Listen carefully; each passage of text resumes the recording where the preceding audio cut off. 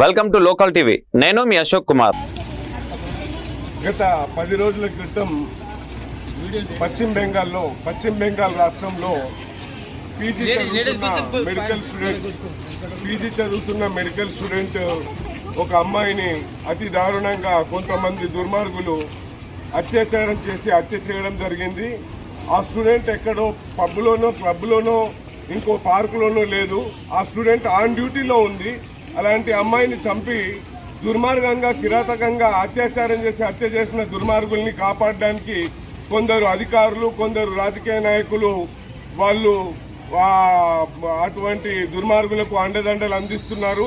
ఇప్పటికే కొంతమంది విదేశాలకు పారిపోయినట్లు కూడా మాకు సమాచారం ఉంది. ఏది ఏమైనా ఎక్కడ ఆడబిడ్డకు అన్యాయం జరిగినా ఖచ్చితంగా వాళ్లను నడి రోడ్డులో ఉరి తీయాలని మేము డిమాండ్ చేస్తున్నాం. నా పేరు టిఎన్ రమేష్ రావణ్. నేను తెలంగాణ జర్నలిస్ట్ అసోసియేషన్ టీజేఏ నిజామాబాద్ జిల్లా అధ్యక్షుడును. మా యొక్క తెలంగాణ జర్నలిస్ట్ అసోసియేషన్ తరఫున నేను నా యొక్క సాంఘీభావాన్ని యావత్తు భారతదేశ మెడికల్ స్టూడెంట్ విద్యార్థులకు మా యొక్క మద్దతును తెలియజేస్తున్నాను. ఎవరైతే ఇటువంటి దుర్మార్గులు ఇటువంటి ఘాతుకానికి పాల్పడ్డారో విదేశాల్లో ఉన్న వాళ్లను ఖచ్చితంగా ఇక్కడికి రప్పించి వాళ్లకు DNA టెస్టులు చేయించాలి.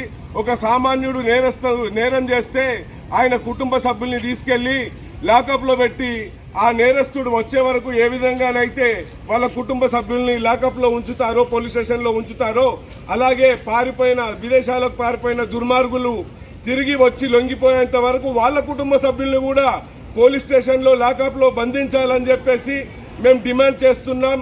ఉన్నవాడికి ఒక న్యాయం, పేదవాడికి ఒక న్యాయం అనేది నడవదు, చెల్లదు.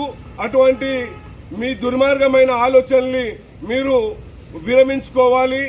మేము తెలియజేస్తున్నాం. ఈరోజు ఏ ఆడబిడ్డ అయినా తన తల్లిదండ్రులకు ఈరోజు ఎంత క్షోభ మిగిలింది. 78 ఏళ్ల స్వాతంత్రం వచ్చినా గానీ ఆడపిల్లలకు ఇంకా స్వాతంత్రం రాలేదు. గాంధీజీ అన్నారు, ఆడపిల్లలు అర్ధరాత్రి ఒంటరిగా ఆడవాళ్లు తిరిగినప్పుడే నిజమైన స్వాతంత్రం అని. మరి నిన్ననే 78వ స్వాతంత్ర దినోత్సవాన్ని జరుపుకున్నాం. కానీ ఇప్పటికీ స్వాతంత్రం వచ్చినట్టు లేదు. ఒక మెడికల్ స్టూడెంట్, పీజీ స్టూడెంట్ తాను ఆన్ డ్యూటీలో ఉండగా ఆమెపై కొందరు దుర్మార్గులు హత్య చేయడం చాలా విషాదకరం. మేము దీన్ని పూర్తిగా ఖండిస్తున్నాం. కాబట్టి దుర్మార్గుల్ని శిక్షించే వరకు పోరాటాలు ఉధృతం చేయాలి భారతదేశ వ్యాప్తంగాని మేము పిలుపునిస్తున్నాం. విద్యార్థుల ఐక్యత, అమ్మాయిలపై అగత్యాలు వెంటనే, మహిళలకు విద్యార్థులకు రక్షణ వెంటనే.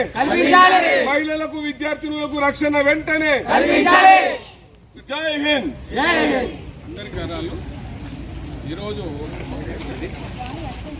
ఈరోజు దేశంలో మొత్తం వైద్య విద్య కానీ మొత్తం హాస్పిటల్స్ కూడా ఇలా ఓపీసీలు బంద్ చేసి దీనికి ఏదైతే జరిగిందో సంఘటనకు దాన్ని ఖండిస్తూ ఈరోజు అన్ని బంద్లు జరుగుతున్నాయి.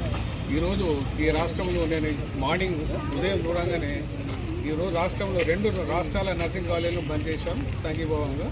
అలాగనే తెలంగాణ ఉన్న ఫార్మసీ కాలేజీలకు నేను అప్పీల్ చేసిన, వాళ్ళు వెంటనే స్పందించి ఈరోజు తెలంగాణ ఉన్న అన్ని ఫార్మసీ కాలేజీలు డాక్టర్లకు సంఘీభావంగా ఈరోజు బంద్ చేయబడ్డది. అంతేకాకుండా అన్నిటికన్నా ముఖ్యమైనది ఈ రాష్ట్రంలో, ఈ దేశంలో డాక్టర్ల కన్నా ఎక్కువ నర్సింగ్ విద్యార్థులు, నర్సింగ్ ప్రొఫెషనల్స్ ఎక్కువ మంది దీంట్లో బలవుతున్నారు. అందుకోసమే ఈరోజు మేము డాక్టర్ల సంఘీభావం ప్రకటిస్తూ ఫ్యూచర్లో ఏ నర్సింగ్ విద్యార్థిని కానీ, ఏ మెడికల్ సంబంధించిన ఏ స్టడీ చేసిన విద్యార్థులకు కానీ, ఎంప్లాయీస్ కానీ ఇటువంటి సంఘటన జరగకుండా ఖండిస్తూ ఏకగ్రీవంగా మేము మద్దతు ప్రకటిస్తున్నాం, తెలియజేస్తున్నాం. Thank you.